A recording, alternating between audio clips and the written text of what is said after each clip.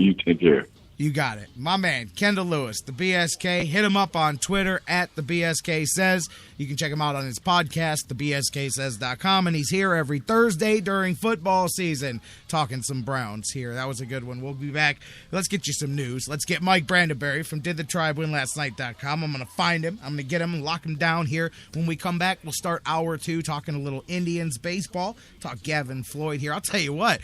I got a comment on the Facebook page, man. Here's somebody who thinks Gavin Floyd. He says, I'll just say it. The quote is a beast. So we'll talk about that here in a minute when Mike Brandenberry joins us. From didthethribewinlastnight.com, it's coming up next after the news. BJ Rudell, fantasy football for winners in the playoff edition, coming up in hour 2 as well. All coming your way next after the news. Don't go anywhere. The Sports Fix is still rocking and rolling and coming back next.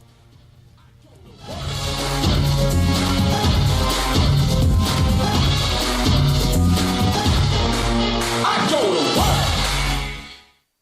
We here at the Sports Fix want to make all of your dreams come true. What about my dream? Edith, I told you I can't build your candy house. It will fall down. The sun will melt the candy. It won't work. It will if it never rains. Oh, maybe not all of them. Get your fix on the Sports Fix. This is head coach Gary Waters at Cleveland State, and you're listening to the Sports Fix. Whether it's an oil change or a new set of tires, Quick Lane at Valley Ford Truck has you covered for your automotive car care needs. They're your neighborhood quick service experts. They also offer a low price tire guarantee.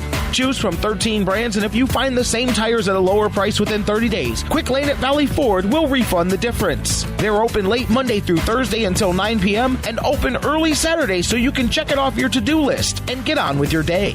They also have a newly remodeled service lounge and additional service bay just for Quick Lane oil changes. Quick Lane at Valley Ford Truck is located at 5715 Canal Road, right under the 480 bridge in Valley View, just down the road from Independence. 5715 Canal Road, right under the 480 bridge in Valley View, just down the road from Independence. Come see why life is better in the Quick Lane. QuickLane.com/Valley Ford Truck. That's QuickLane.com/Valley Ford Truck.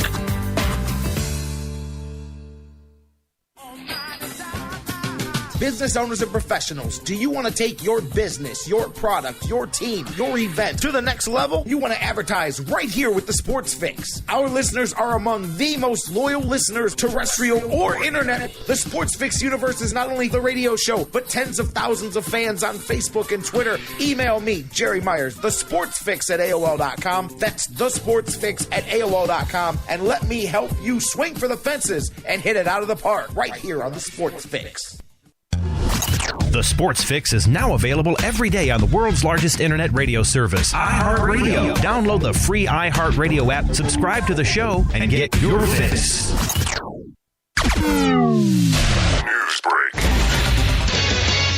Good morning, I'm Bob Picozzi. They went into rebuilding mode when they lost Doc Rivers, Paul Pierce, and Kevin Garnett 2 summers ago. Is Rajon Rondo about to also exit Causeway Street? Sources tell ESPN NBA insider Mark Stein that the Celtics and Mavericks are discussing a blockbuster deal, which would send Rondo to Dallas for center Brandon Wright and multiple draft picks, including at least one future first-rounder. Rondo could potentially give them another shot creator and just a tough guy, certainly someone who would improve their perimeter defense, and I know Tyson Chandler would love that, to have someone out on the perimeter who can funnel guys toward him and help him defensively. Rondo leads the NBA in assists. An NFL source tells ESPN's Adam Schefter Chargers quarterback Phillip Rivers is battling a back injury, which is more serious than the team is acknowledging, but he is expected to play Saturday against the 49ers. After losing football coach Paul Chryst to Wisconsin, Pitt has fired athletic director Steve Peterson. UConn beat Duke in the NCAA Finals in 1999 and the semifinals 5 years later. Defending national champs meet the second-ranked Blue Devils tonight at the Meadowlands,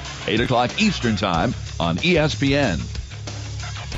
Sports Center on ESPN Radio is brought to you by Lowe's, the best place to save big this winter. Hurry in now for great deals to improve your home and garden. Lowe's, never stop improving.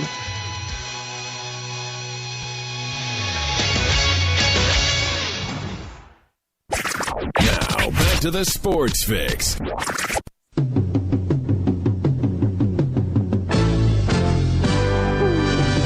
Indian fever,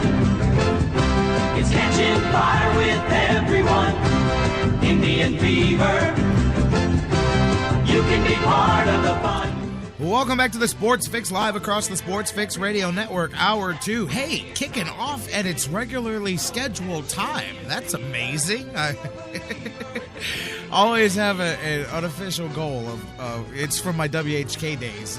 6 after the hour was always the target time. Bam! Beat it with seconds to spare. Hey, some days we're starting Hour 2 in the middle of Hour 3. Welcome back in, guys. J-Rock with you here. Being ready to be joined by my man, Mike Brandenberry from DidTheTribeWinLastNight.com. Hence the Indians fever in the background. Yeah, I know. We're going to talk a little baseball. Crazy.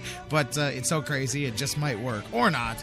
But it'll entertain me and the Indians fans out there. So we're going to talk some Tribe, Gavin Floyd. Got some comments here about it, actually, in the last hour on Facebook. I'll read those in a minute.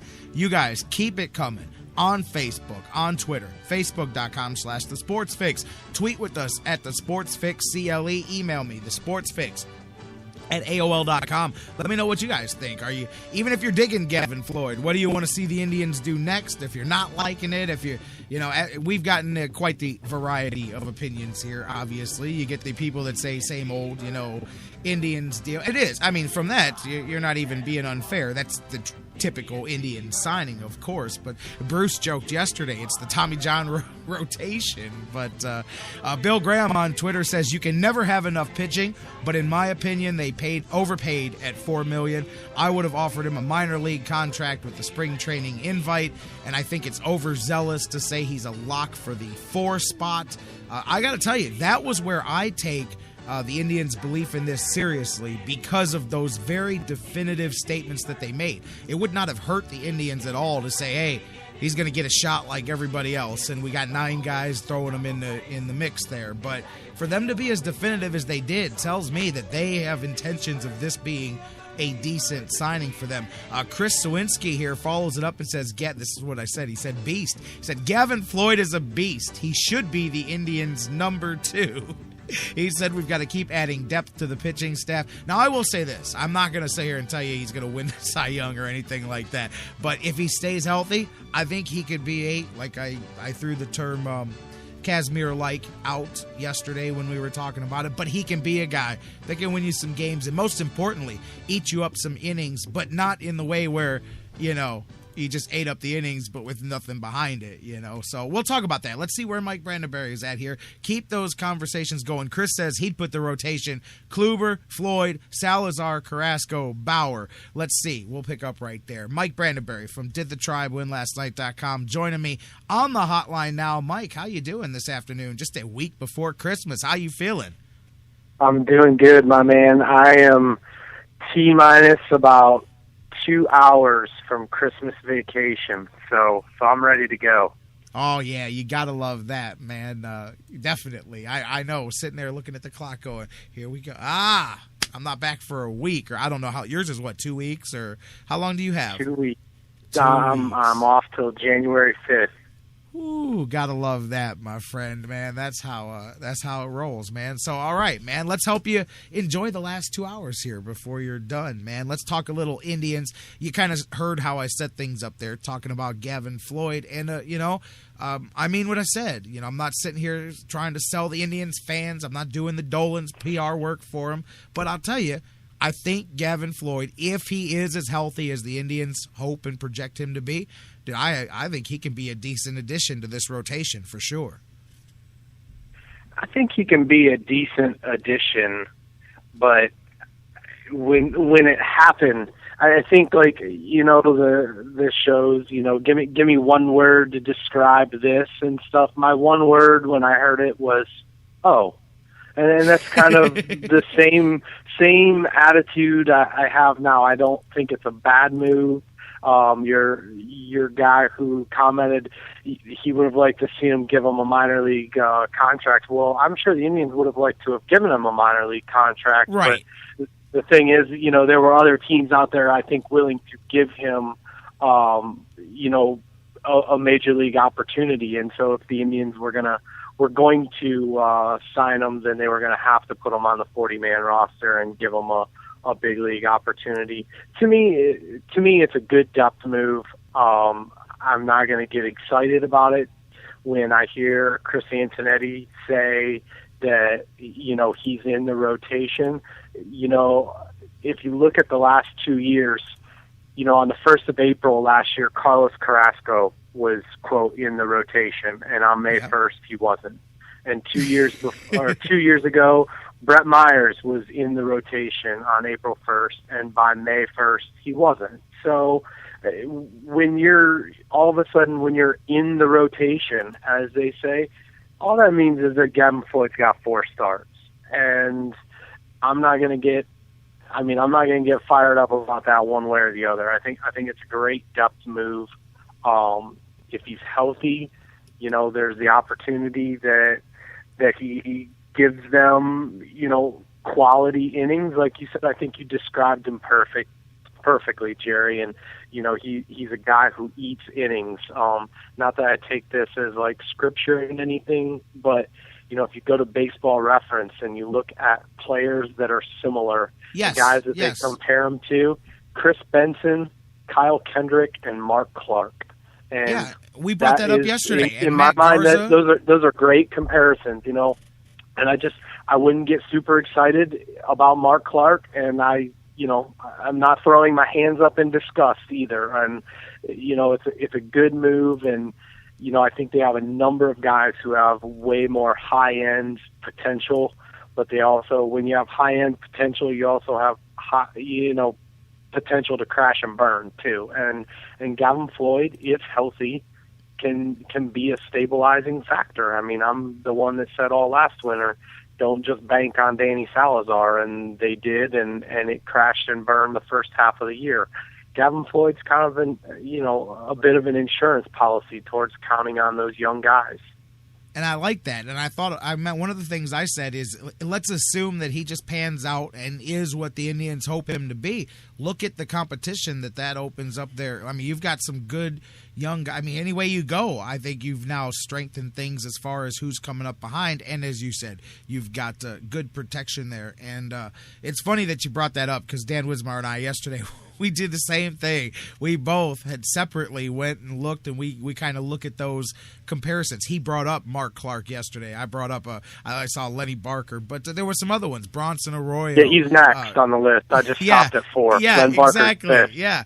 Odalis Perez, Bronson Arroyo, different guys like that. Brett Tomko. Those all kind of, all that same level. And if the Indians can get that, that look at what it does, again, when you've got those other guys competing for the 5th spot. But one of the things that we were talking about yesterday, and then boom, perfect to follow up on it today, Indians end up not being a part of it, was Will Myers. And that was somebody that Dan mentioned yesterday. He goes, man, I wouldn't mind seeing the Indians in on that. We've heard some rumors, but 3-team deal there with the Padres, the Rays, and the Nationals there.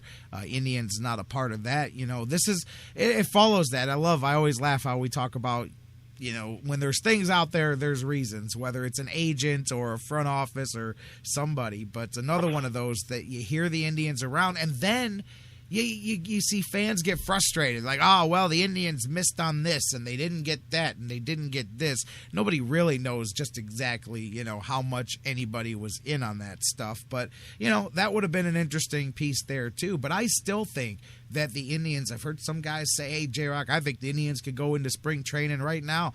I disagree, and I think they know that. I think the roster reflects that there's still some complementary moves here to go. Yeah, I'm with you.